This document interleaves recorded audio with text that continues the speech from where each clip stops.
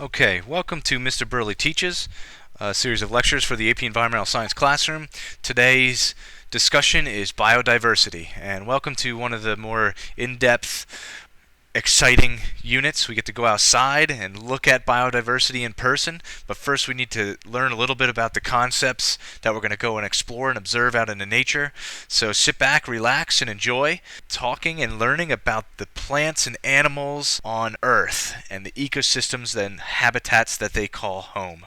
Okay, Earth is a very diverse place. Many plants and animals that all have what we call ecological services. They provide services to the environment and humans and each other. Earth being a very diverse place, all right, there's a lot of interesting creatures. All right, here you see the red-lipped batfish. Even though he looks upset, he is not. He's very happy and content in his environment. Unlike the goblin shark, who's been taken away from his environment, and as he looks, is unhappy about it. The little bug on the left-hand side, you can see that horned beetle there. You can imagine him blending into his environment, using his camouflage to survive. And the little guy on the right-hand side there, using his adaptations to escape predators. There you got the hummingbird hawk moth. You might see those in your yard. I have a couple of those that visit my butterfly bushes. And there you go, the Venezuelan poodle moth. Don't you just want to scratch him behind the ear? Cute little guy. Alright, can't say the same about the pacu fish. Alright, or the giant isopod. I wouldn't want to wake up next to them. Earth being a very diverse place full of so many plants and animals. We're going to talk a lot about all these species and how many of them there are and what they mean to us. Okay, so what is biodiversity? We're talking about the degree of variation of life on Earth. Okay, and I have a picture here of a coral reef and a tropical rainforest, the two most diverse places on Earth. Coral reef has more living species working together in it. The rainforest has more living species than any other ecosystem on the planet. These two ecosystems are the most biodiverse places on planet Earth. Reason enough to want to protect them, to make sure that their habitats are protected so that we can better learn about the species of plants and animals within them and maybe use them for our benefits. These two also happen to be the most threatened places on Earth. Okay, so we have to be real careful about our human actions because these places won't be around forever, all right, if we continue on the same path. We can understand biodiversity best by going to these types of places and learning what's there. Okay, so why is biodiversity important? Why should we care? Main word here is stability. Biodiversity creates stability within an ecosystem and the environment. All right, and that goes a long way. And I'll use a couple examples here. We'll start off with the bat. In North America here, we're seeing the bat population decrease, all right, mainly because of a disease called white nose syndrome. The bat population is decreasing. All right, how is that going to create instability? Well, if you think about what bats eat, they eat insects. All right, insects like mosquitoes. All right, not many people care about the bats. We shouldn't worry about them. You don't want them in your house. And oh my gosh, I hope one doesn't land on me. And they're swooping. But you know what? The bats are so important because they keep the mosquito population down. So if the bats go away, all right, that's going to create instability within an ecosystem. We would see the mosquito population increase, and along with it, things like West Nile virus, things that could find their way into the human population. Those types of diseases would increase, which would lead to an instability.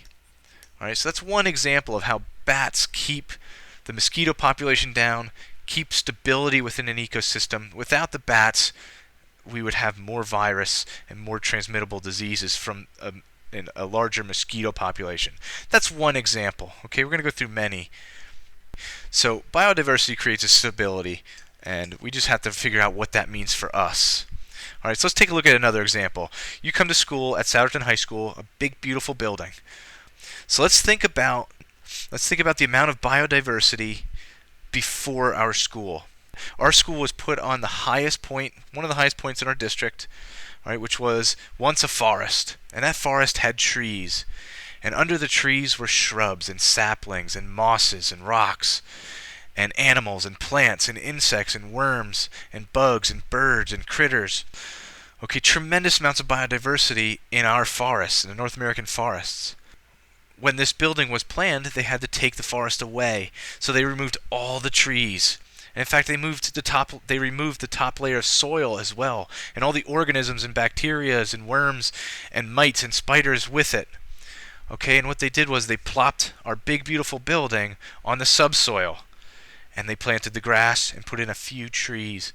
But what they did was they removed a self-sustaining rich forest ecosystem and replaced it with a man-made ecosystem, our school and what we see today. So think about all the plants and animals that were here in the forest before, and they are all now gone. So what does our new ecosystem consist of? A few shrubs and a few trees. There may or may not be some ants. But what's gone are the butterflies, the bees, the native plants, the native flowers, the native trees, right? The native birds. Not too much biodiversity left where our school stands today. All right, and that's what we do as humans. We replace very rich ecosystems with developed land and parking lots. All right, we remove the biodiversity. To make up for that, we build man-made ecosystems. We put in retention ponds like Lake Verano, and we leave little patches of woods here and there and try and maintain as much biodiversity as we can, but it isn't enough. And we need to continue to preserve valuable ecosystems even in and around our own communities. Okay, which brings me to the Save House. When you visit Save, you can come down our trails and walk down through our ponds, and you'll see the birds, the bees, the moths, the butterflies. The frogs will jump into the pond, will join the turtles and the algae and the bacteria and the funguses and the mushrooms and the trees, all at the Save campus. So as a Save member, you are part of preserving the biodiversity of a small little patch of woods next to the West Broad Elementary School in Souderton, Pennsylvania, USA. All right, that should be our job, is to preserve the biodiversity because of what it can do for us and our community. All right, so that brings us to another example. Let's take a look at the honeybee. Okay, why is biodiversity important? The variety of life.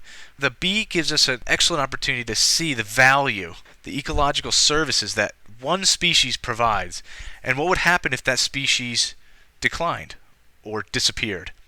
All right, so let's take a look at the honeybee. I gave you a reading. Okay, bees crucial to many crops still dying at a worrisome rate. I want you to read with a purpose. Think about biodiversity and how it's important.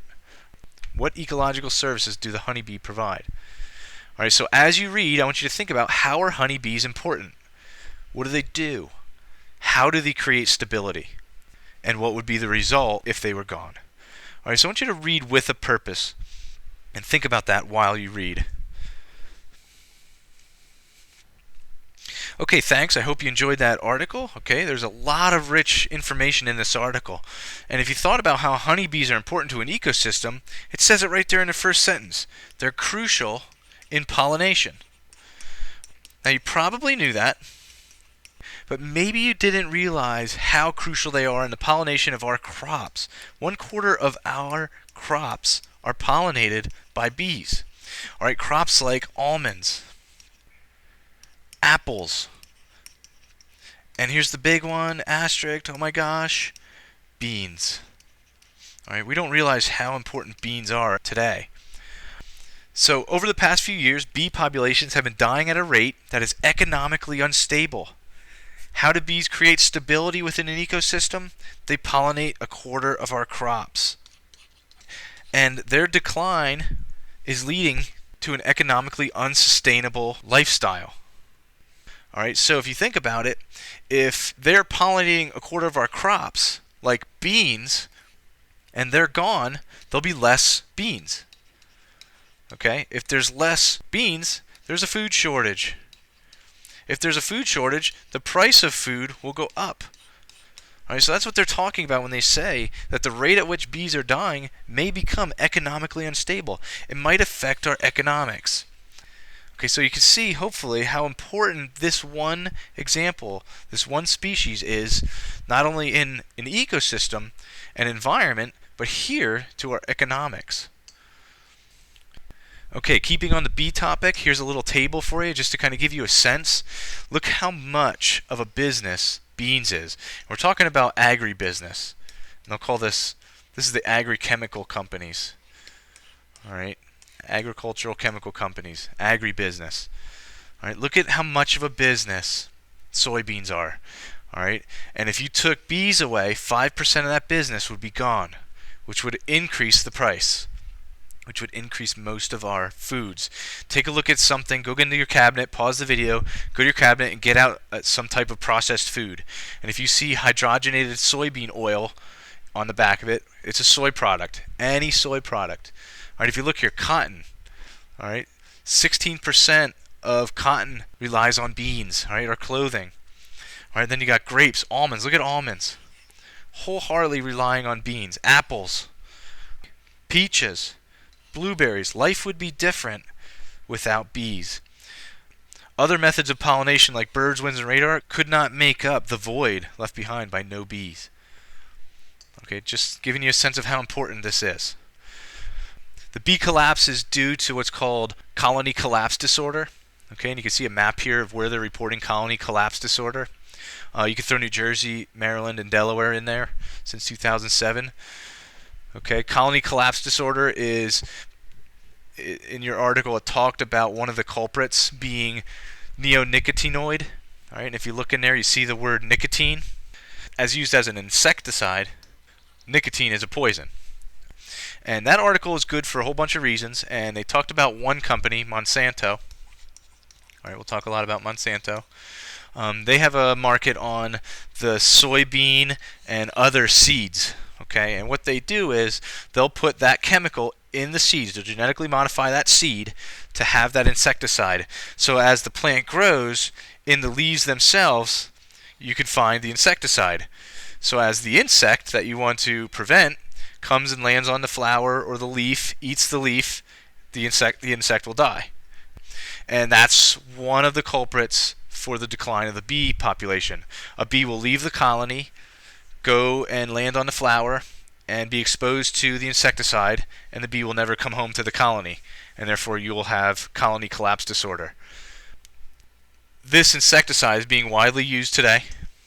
All right, let's take a look at the map. From 1994 to 2009, what we see is not only an increased use, but look where it is. In America's heartland, where we're growing corn and soy. All right, oranges, California and Florida, blueberries and cranberries. All right, the peaches. Okay, we're seeing colony collapse disorder in these crucial areas where we're growing our food. There are some other theories of colony collapse disorder. We use pesticides when we spray for pests on crops, all right, on apple trees. They talk about stress, strain from being moved by beekeepers. There's a parasite called the varroa mite that they've discovered in some colonies that have led to the decline of some colonies, some bee populations, and then nutrition is on there. But hopefully you can see with the use of this one insecticide, the neonicotinoid, that there's not only a combination of things, but it seems like there's a smoking gun. Okay, so hopefully you get to see how the bee in this particular case and biodiversity and how it's important and how it affects humans. Without the bee, it would affect not only the pollination of those plants and those crops, but also human health and the economy. It's important to realize that biodiversity stabilizes an ecosystem. Ecosystems are very balanced, and if you take one component out or you alter that ecosystem a little bit, there could be a whole chain of events. All right. So don't walk away yet. Hopefully you're ready to learn a little bit more about ecosystems, and you've been primed now with our example about bees. So strap yourself in, and here we go. Let's talk about the 3 types of biodiversity. We'll start today with ecosystem diversity, and then in a future lecture we'll hit species diversity and genetic diversity. Ecosystem diversity. What we're talking about is the different types of ecosystems on the planet. Alright, so we're going to look at nature as a whole, and there's a whole bunch of different ways to describe ecosystem diversity, and you can't help but talking about different types of ecosystems. So an example of an ecosystem would be a tropical rainforest. We'll come back to rainforest a lot because of the amount of biodiversity in it. But an ecosystem, to define that a little bit, is a community of living organisms, okay, plants, animals, and microbes, in conjunction with non-living components of their environment. Things like air, water, and minerals. And the living organisms and the non-living components interact as a system. Those biotic and abiotic components are linked together through those nutrient cycles and energy flows. So we're talking about the carbon cycle, the nitrogen cycle, the phosphorus cycle. And energy flows, we're going to refer to the trophic levels in the food chain, right? How energy transfers up the food chain for the success of every organism in the ecosystem. Think about that as we move forward. Okay, ecosystems vary. All right, in the top left we got a pond. The living organisms in that pond, the little minnows and the critters and the bugs and the insects and the algae and the plants, all working together with the non-living components. Think about the carbon and the nitrogen, the things being decomposed within that pond, all working together with sunlight and energy to sustain itself as an ecosystem. Okay, in the bottom left there's an aquatic ecosystem. In the bottom right there's a desert ecosystem and a forest ecosystem. Ecosystems can be small. It could be the size of a pond, even smaller. You can even build a terrarium and have a little mini ecosystem in your room, in your bedroom, or your dorm room in college. And then you can have a worldwide ecosystem that we call biomes. And biomes are large-scale, worldwide ecosystems that we'll talk about in a second. You can have natural ecosystems. You can have man-made ecosystems. A natural ecosystem like a pond, a field, or a forest, the forest that was here before our school was here, they're self-sustaining. They don't take any energy, right? They sustain themselves. Leaves fall. Microbes decompose those leaves. Plants will grow from the nutrients that have been replenished in the soil. Birds will use those plants for food and for shelter.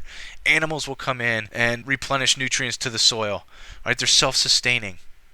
A man-made ecosystem, alternatively, takes tremendous amounts of energy to maintain. Okay, now that we've put a building on our property, we have to mow the grass. We have to fertilize that grass. We have to manage the wastewater. We have to plow it in the wintertime. We have to cool our building.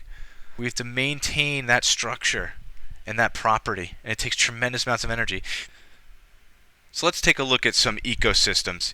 Ecosystem diversity. We want to know about the different ecosystems in our biosphere on planet Earth.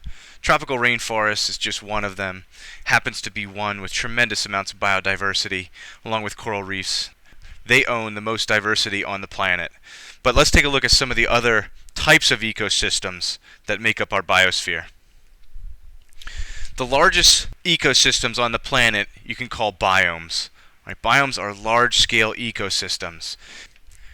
These are places on Earth that have similar weather patterns, okay? So they have similar climate, which has to do with the temperature and moisture. All right, and because of those conditions, they have similar animals and species. And those species range from bacteria to insects to animals. Okay, so biomes are our large-scale ecosystems on the planet. And there's aquatic biomes and terrestrial biomes. That's how we classify them. Aquatic and terrestrial. Terrestrial being land. All right, you can take a look there. Freshwater wetlands. There's marine biomes. Coral reefs fall under aquatic biomes. And estuaries, right, like the Chesapeake Bay we already talked about in this class. Those are some of the biomes for the aquatic classification. The terrestrial biomes, you have tundra, right, rainforest, savanna, the taiga forest, also known as the boreal, the temperate forest, which is where we are found. Souderton can be technically classified in the temperate forest biome. The temperate grasslands, the alpine, the chaparral, and the desert biomes. And you can even have variations of each of these. You can have cold deserts, you can have hot deserts. All right, so there's variations of these biomes, but those are the major types of biomes, and you should realize that they classify them by aquatic and terrestrial. And the characteristics of those biomes have similar climates and similar animals because of that climate. Okay, so you can take a look at the map here, and you can pause this if you want and go through where some of these biomes are. We're going to be presenting biomes in class, and you're going to get a lot of your information about the biomes in class. All right, but if you take a look here real quick, just look at some of the latitudes. All right, you could check out everything above this latitude here. In between these latitudes here would be considered the coniferous forest, all right, the boreal or the taiga. All right, you can see the area of our country, the United States, where the temperate broadleaf forest is. It has everything to do with climate, which has a lot to do with the latitude. All right, all the rainforests on Earth are at similar latitudes, very equatorial. Just above the equator, near the tropics, are the world's deserts. Okay, and that has a lot to do with the wind patterns on Earth. So it just kind of shows you this map that you can really separate the biomes by the latitude, which has everything to do with the climate. Let's take a look at some pictures here. I got a picture of the rainforest. As an ecosystem, the rainforest has the most biodiversity on the planet, which is reason enough to want to preserve these places. Got a picture here of this tree. This tree alone can hold hundreds of thousands of species. The trees have evolved to not touch one another, because when something touches one another, it could spread a disease, it could spread an unwanted species. So if the trees aren't touching one another, they're basically their own separate ecosystem. Okay, that's why these forests are so important. And if you take a look here, these are the world's tropical rainforest. And if you notice, there's not many. Climate change is encroaching on a lot of these here in Africa, really making these smaller. Deforestation in Africa, deforestation in Brazil is really lessening the amount of tropical rainforest on the planet. Just to kind of give you a sense for the need to preserve these areas, this one particular biome on Earth. And deforestation is a big problem. You take a look here, the common method to deforestation is slash and burn. This picture really shows it well. To literally slash the trees and burn them on site. It does many things, including change the ecosystem. We're going to talk about succession in a minute, and this just takes hundreds and hundreds, if not thousands of years of growth and eliminates it. So it really destroys the ecosystem. On top of that, if you remember with the carbon cycle, these forests are a huge carbon sink. So now you're literally taking that carbon, which was stored in trees, and releasing it into the atmosphere by burning those trees. All right, very, very damaging to our atmosphere because we're adding carbon dioxide in this way. All right, and you can argue that that process, the slash and burn technique, adds nutrients to the soil, and it does, and that's one of the purposes of that's one of the reasons why they do it. They're converting these forests to rangelands, farms for sugarcane, so they need nutrient-rich soil.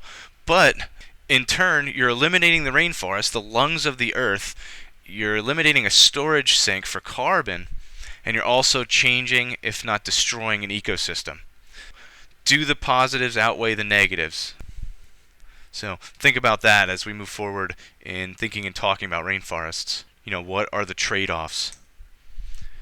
I like this quote: "We should preserve every scrap of biodiversity as priceless while we learn to use it and come to understand what it means to humanity." I like this quote because it suggests that not only is biodiversity priceless, but we have a lot to learn. We have a lot to learn about how we can use it. We don't fully understand what it means to humanity, biodiversity. So every scrap of biodiversity, whether it's in the taiga forest, whether it's in the rainforest, whether it's in a desert, every scrap of biodiversity is priceless until we fully understand it. And I can guarantee you, nothing in nature is useless. Okay, so we really have to learn to respect and treat nature, whether it be an insect or a biome, as priceless.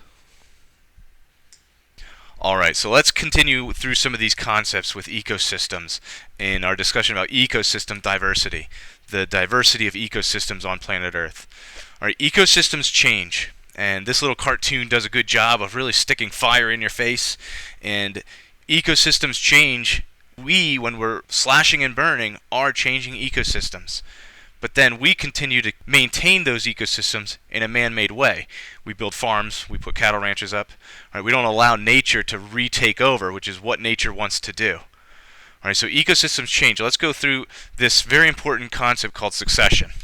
Okay, you were introduced to this over the summer as you explored the Seek Environmental Center. Succession, or ecological succession, is a very important concept, and it's how an ecosystem is dynamic or changing at all times. So it's literally the stages of change that an ecosystem goes through. Okay, this is an amazing phenomenon. It really is. An ecosystem goes through these series of changes to go back to what was originally there, the original biome. Okay, very, very interesting and fascinating and almost an amazing phenomenon. All right, this is truly nature at its best. Okay, so let's go through real quick, talking about stage one in being just literally bare ground. And then at some point, those nutrients and little seeds and things will come and grow the first grasslands. All right, depending on your climate, you might have fern land. All right, depending on what your climate is and the moisture content, you have different species of grasses or ferns. And then at some point, a little bit taller, the shrubs will begin to grow, and you'll have shrubland. All right, this is where your perennial flowers come into play, and things will get a little bit taller and a little bit more diverse. All right, and then after more and more years, you'll have the young forest take root. All right, different species of animals and plants and insects will come in and increase the biodiversity in this next stage, the young forest. All right, if that forest continues to remain untouched and grow and mature, it will reach the mature stage. All right, mature forest. Sometimes this is called old growth forest. All right, these we need to learn to respect. They're few and far between. We like to do some logging somewhere around this area here. We like to cut trees down for development. We like to create edges, and when you create an edge, it basically destroys a forest from that edge in. All right, so mature forests and old growth forests are something special. But then there's one last type of forest here, the climax forest.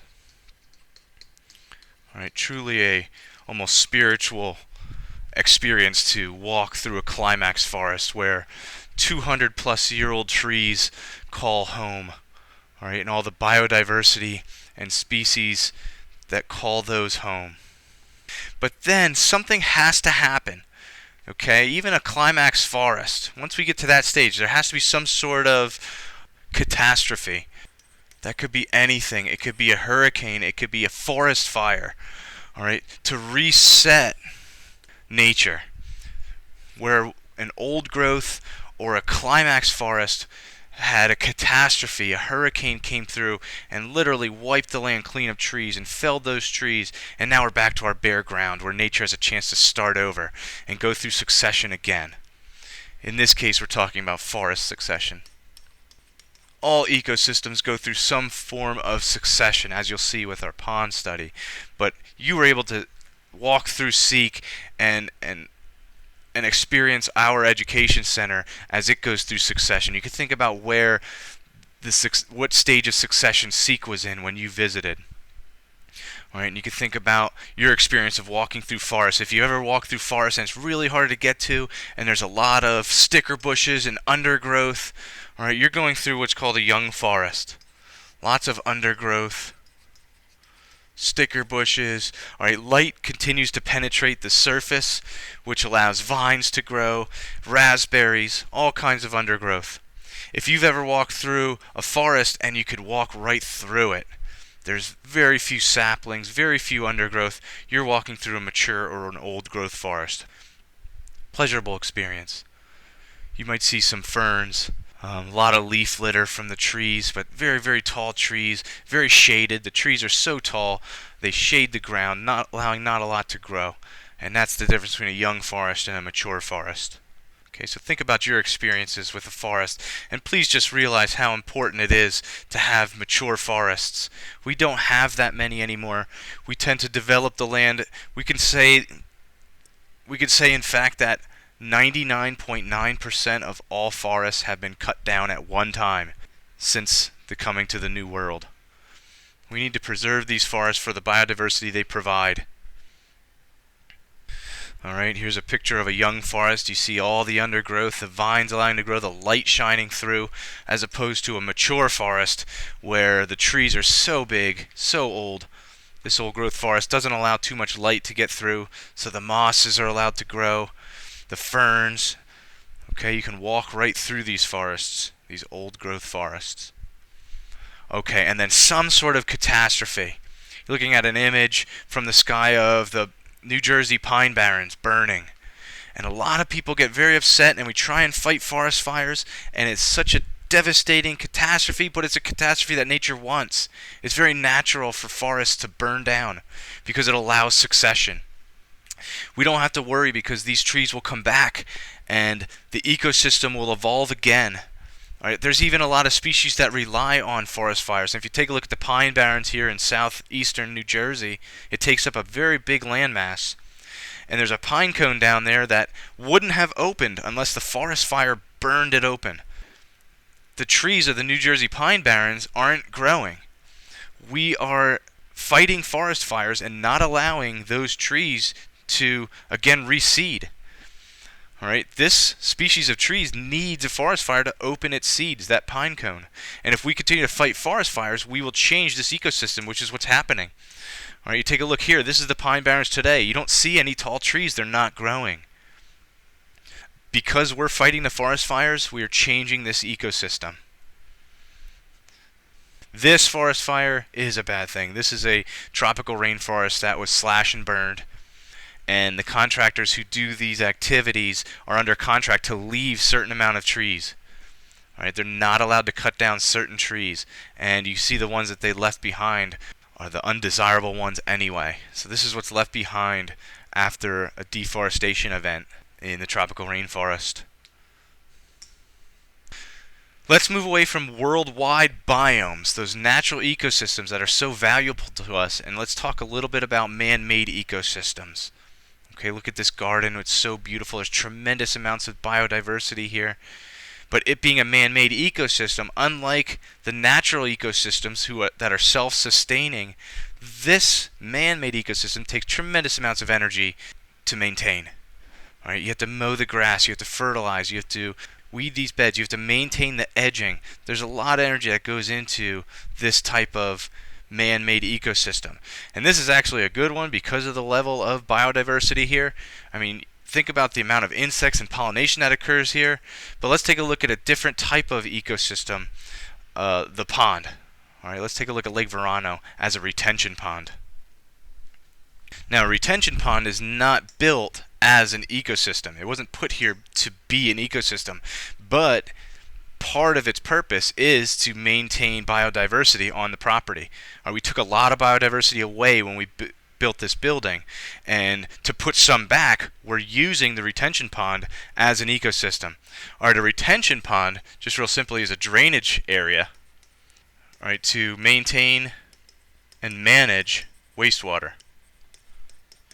And the wastewater in this case is all the rain runoff from our parking lots and our paved surfaces at the high school. So the paved surfaces at the high school drain into Lake Verano. All right, so there's a pipe right here. All right, there's a pipe right here. There's a pipe right here. And actually there's a pipe here that goes out and out into the environment. All right, so the wastewater that runs off our streets goes through these pipes. The wastewater that runs off our parking lots goes through these pipes and our grassy areas near the softball fields and so forth and into Lake Verano. Now, all the biodiversity that surrounds the area was put there to maintain the biodiversity. Alright, so this retention pond is more about managing wastewater so that wastewater doesn't just run right down the street and cause flooding and puddling and pooling and erosion, which would cost money and time and effort. So you'll see these retention ponds at strip malls, or anywhere there's a large paved area. It's used to manage wastewater. And that wastewater, if you think about it, the paved surfaces on our property, they might collect antifreeze, oils from our cars, right, exhaust, and when it rains, those pollutants wash off into Lake Verano. So you might think that that's bad, but water has an amazing quality. Water and bacteria and organism actually clean that water. And that's one of the other purposes, because as this water goes back out into the environment, hopefully it's been cleansed by nature before it goes out into the environment. So retention ponds become a really, really nice man-made way to not only manage wastewater, but to clean that wastewater before it goes back out into the environment, because we don't want those pollutants getting into the creeks and streams. Okay, so I'm going to put you on assignment. All right, we're going to take a look at a man-made ecosystem, and you're going to determine, is it healthy or not? And that's going to be your assignment, and you're going to use a lot from this lecture to come up with an answer. So let's move forward here and discuss a couple of more things before I let you go. Whether it's a retention pond or a natural pond, ponds go through succession as well. So let's take a look at succession of a pond ecosystem. All right, pond succession. So when it's first built, here's stage one. When it's first built, the pond has a sandy or muddy bottom. Now, if it was truly sand, water would infiltrate and actually drain through, and there wouldn't be water left in it. So usually this is an impermeable boundary here, clay-rich, compact, if not sea horizon material. All right, but very quickly, clay and silt will begin to deposit at the bottom of the pond. All right, this is the first stage called the pioneer stage. As we move through time, and I'll put time down here, as we move through time, pond weeds will grow, all right, up from the bottom in that silt, but they don't reach the surface. All right, that's the submerged plant stage. So they don't show you the water level here, but there it is. And the second stage in pond succession, you'll have submerged plants. All right, now very quickly, and this all happens very quick in pond succession, as sediment builds up and gets thicker along the sides, all right, there's slumping and things like that, deposition from the sides, those submerged plants will begin to encroach above the water level. All right, so at the first, you'll start seeing plants pop up along the sides, and they're usually in the form of cattails, bulrushes, water lilies. All right, the water lily is a purple flower. It might be white, sometimes yellow. And what we're talking about here is that third stage, the emerging plant stage. Okay, the plants are starting to emerge, and they'll emerge on the sides first. As we move through pond succession here to our fourth stage, something happens. Okay, those plants, let's go back to stage 3 here. Those plants will encroach and encroach and encroach. As sediment continues to build, they'll continue to encroach. All right, and the more plants that are out here will hold more soil down, and this sediment will continue to build up until it closes the pond. All right, and now you're down here in the lower left at the next stage. There are no longer any areas of open water. The pond actually closed. We are now a marsh. All right, it's still wet. We're still talking about the lilies and the cattails, and it's still wet. If you walked through here, you would sink down through marshy soil, all right, wet soil, a pond that literally has closed. The sediment has built up to the surface, and the water table is very, if not on the surface, very close to the surface, but those lilies have closed. As that sediment on the surface remains, and it's held down by lilies, birds, let's put a little bird here, will drop seeds of trees. All right, the squirrel might bring a walnut in there and drop it. All right, and those trees will begin to grow because there's available soil. And when those trees grow, their roots suck up water. All right, so the water table will actually begin to lower. And now, drier than a marsh, we have what's called a swamp, all right, which supports the growth of trees. It's still wet. There's still areas of surface water, but those trees are starting to drain the water, and the water table is going to begin to lower. The last stage of pond succession, we no longer have a pond. All right, we've turned our area into a forest. The only way you would be able to tell that there was once a pond there is if you dug 2 soil test pits, and you dug one here and you got a type of soil, and you dug one here and you got a different soil profile. And in this soil profile, it would represent high organic material, mud, silt, and rich in clays, pond type soils, all right, that have now dried because of the forest. All right, so there you go with pond succession. We went from the beginning of a pond, the brand new pond, the pioneer stage, and went all the way through till we got a forest. All right, now, what's unique about pond succession is in forest succession, you can have a catastrophe which will bring you back to stage 1 of a new forest ecosystem. In pond succession, we can have a catastrophe over here like a forest fire. All right, if we had a forest fire here and the trees burned down, we'd get back to stage 1, but it wouldn't be a pond stage. It would be a new forest. Alright, so once a pond dies, once a pond goes through pond succession and a forest is the result, you won't have a pond again. Alright, so that's what's unique about pond succession, and that's what makes them a unique ecosystem, one that we should preserve and take care of. So here's just an image of some of the plant life that grows in the emerging plant stage and in the submerged plant stage. You got the stoneworts and the elota in the submerged plant stage, and the arrowheads and the cattails and the horsetails. Okay, just some of the species you're going to look for. Alright, so when you go down to Lake Verano or the Seek Center ponds, you're going to want to notice not only the biodiversity, not only the species that are there, but also what stage in succession is this ecosystem, this pond. You'll be interested to find out. That'll help you determine if the ecosystem is a healthy one. So we're almost done going through these concepts, but there's two more important concepts that we can look at to help us determine the health of an ecosystem. The first one is the trophic levels. Alright, let's take a look at the food chain. And we're going to go through this fairly quick, but very important component of every ecosystem is the food chain, the trophic levels. Alright, the trophic levels refer to the separate positions within a food chain, but what you want to take away from this is the enduring understanding that any ecosystem can be broken down into basic components, which is connected through energy flow. And what we're talking about is the energy flow through the trophic levels, through the food chain. All right, there's energy transferred within this food chain. All right, and it all starts with the sun, because the sun provides the energy for photosynthesis to occur in what we call the primary producers. All right, photosynthesis is the energy that drives the entire ecosystem, and it all comes from the sun. All right, any organism that produces biomass from inorganic materials. So my question to you is, what are those inorganic materials?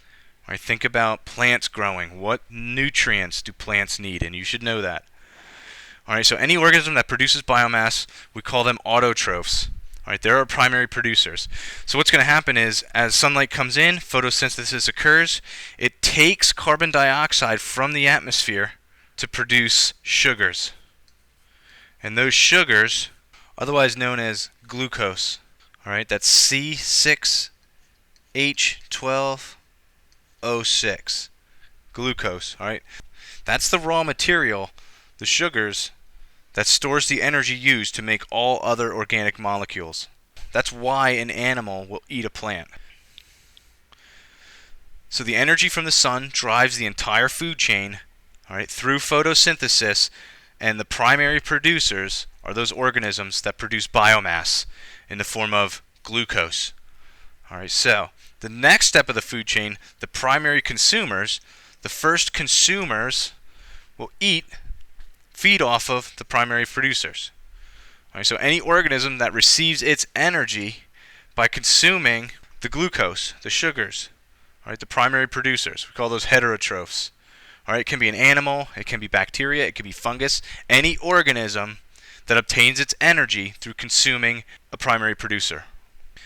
The secondary consumer, also known as omnivores or carnivores, all right, they obtain their energy and nutrients primarily by consuming animal tissue. All right, so if the herbivores eat plants to obtain their energy, the carnivores, the secondary consumers, eat other animals. All right, so the snake eats the frog. All right, the frog eats the insect. Any animal that consumes animal tissue to obtain its energy. Okay.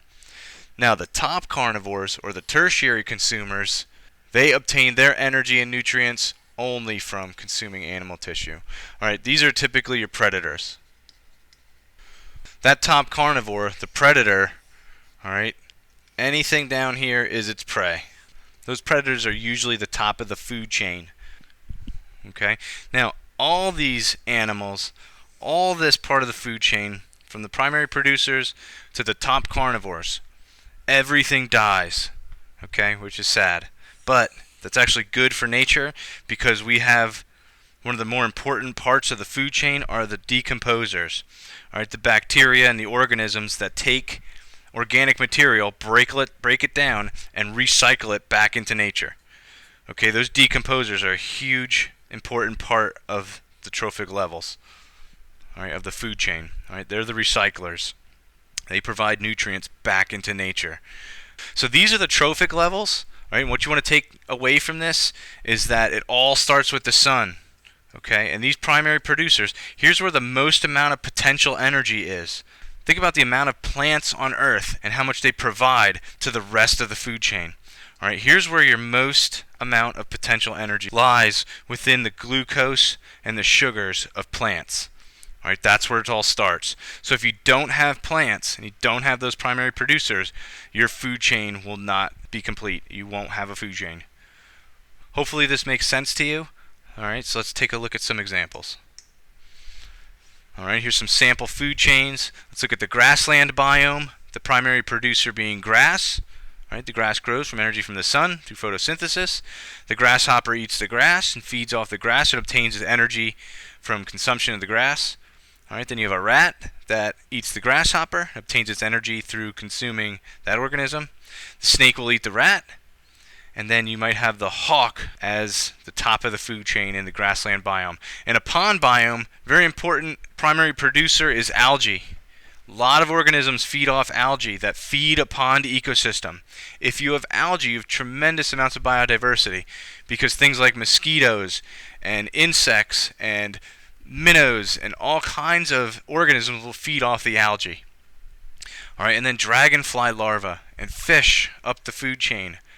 And then you have your top of the food chain organisms that eat the fish, like a raccoon in this example. Okay, so just a couple of sample food chains to look at, and hopefully you understand the trophic levels. Okay, here's just some good images if you want to pause and look at these species. Alright, let's move on to the last concept in this discussion, the biotic index.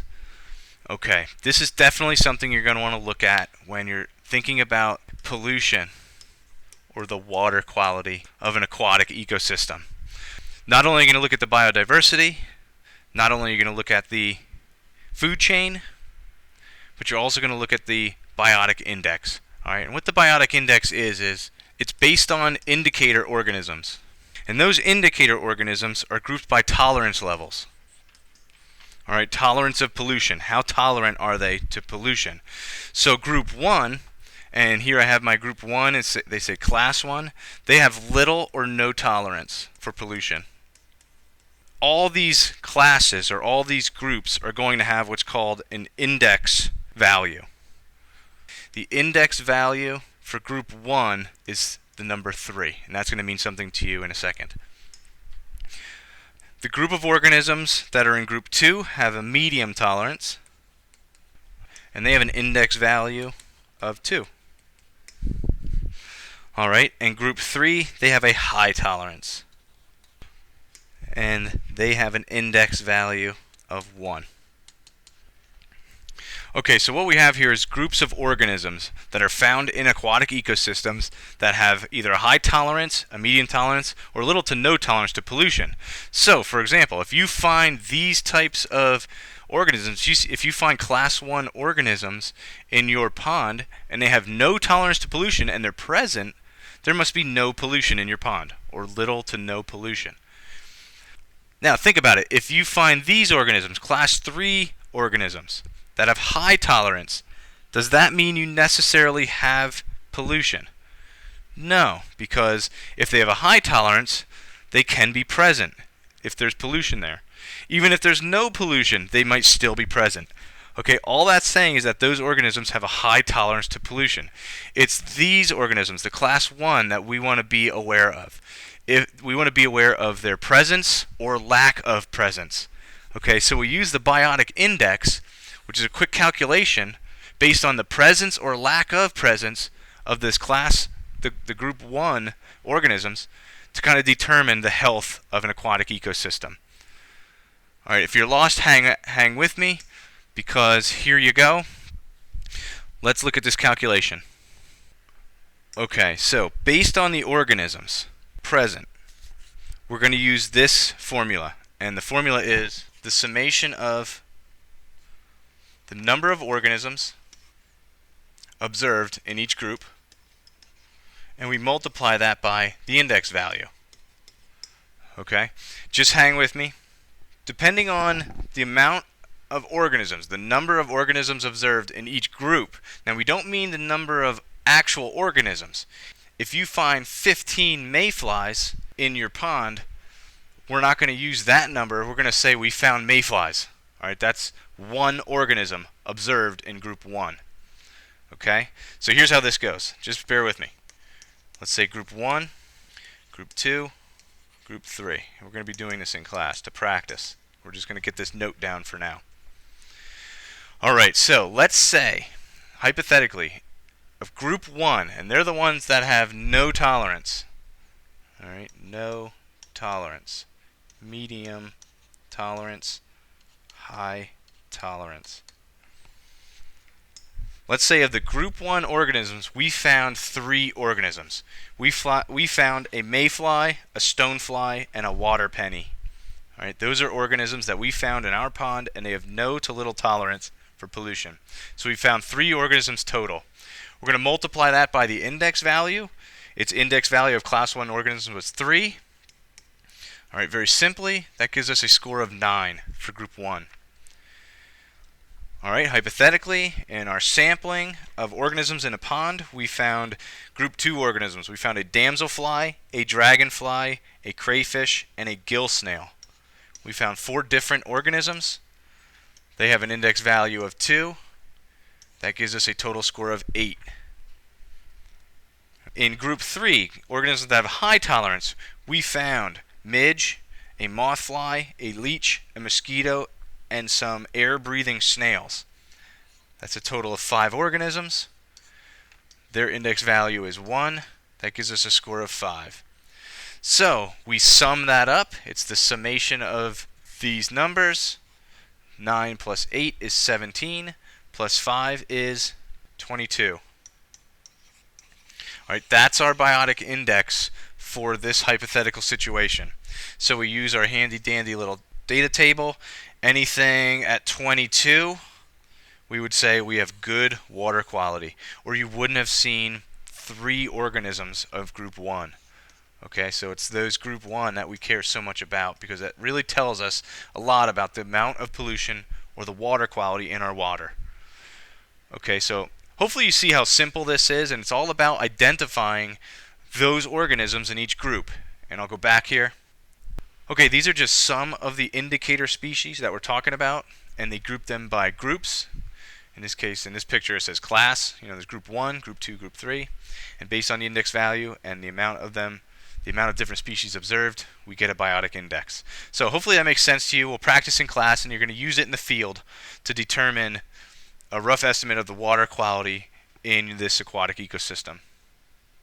So, after this lecture, you should have some notes, but you should also be primed and pumped up, ready to go explore an ecosystem, a pond ecosystem or an aquatic ecosystem, and evaluate the health of the ecosystem in regards to the biodiversity, the stage of succession, and the biotic index, just to exercise these concepts.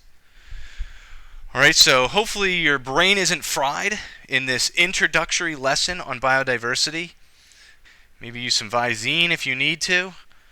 Right, we went through a lot of stuff. We talked about what is biodiversity, why is it important. All right, it creates stability in an environment. We talked about what ecosystem diversity is, the variety of ecosystems in the biosphere on Earth. And we talked about biomes as being those large-scale ecosystems. And we talked about natural versus man-made ecosystems, and that ecosystems can be small, they can be big, like biomes. We talked about succession. We took a note on forest succession and pond succession. All right, and we looked at the trophic levels, the food chain within an ecosystem, and discussed how energy transfers up the food chain within an ecosystem. And then lastly, we looked at the biotic index. And I hope that you're pumped up, ready to go to use some of these concepts.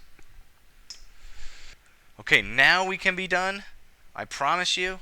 I won't give you any more notes in this lecture. I won't give you any more recap. You can now blink. Okay? Hopefully you're happy. Hopefully you're primed and ready to go to use some of these concepts. So I'll see you back here for part 2 of the biodiversity lecture for the AP Environmental Science classroom. Thanks.